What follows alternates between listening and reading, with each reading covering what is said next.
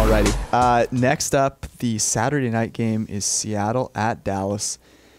Is this lock of the week material? I think it's got to be. I think it has to. For the second time in the PFF forecast era, Seattle at Dallas. We're going to be on the same side of this one. There's no way that I am taking Dak Prescott as a favorite against Russell Wilson. There's just no way. I was watching Get Up this morning, and I forget who it was. Was Marcus Spears?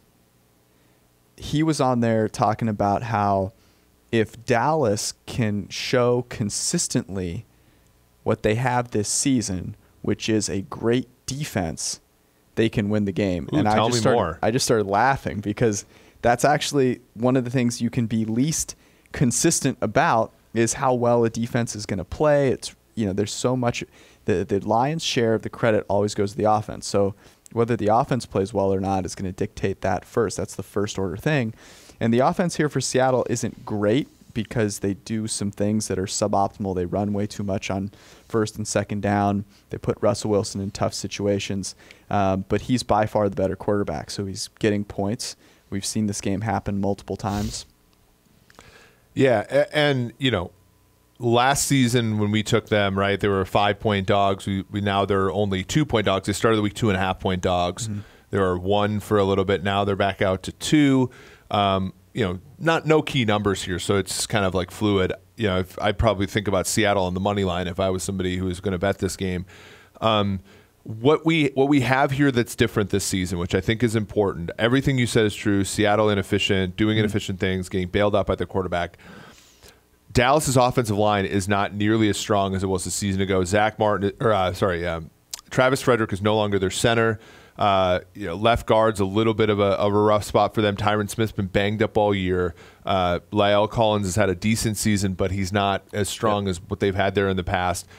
And up front, the Seattle Seahawks are pretty good, right? Frank Clark's a good player. Jaron Reed's a good player.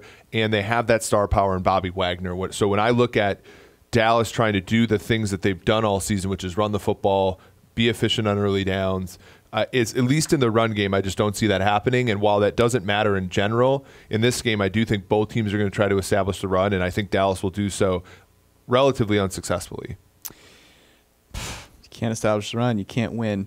The worrisome piece for the Seahawks is that their defense has been living on the right side of variance. They've been getting hemorrhaged on first and second down, playing well on third down, playing well in the red zone. I think they have the most red zone interceptions in the NFL this season. Yeah. So the idea that the Seahawks defense hasn't regressed is probably a little bit faulty. And I think for that reason, it's going to be tough for them to move much further than beating Dallas unless, you know, Russell Wilson turns into God and is able to throw 50 times a game.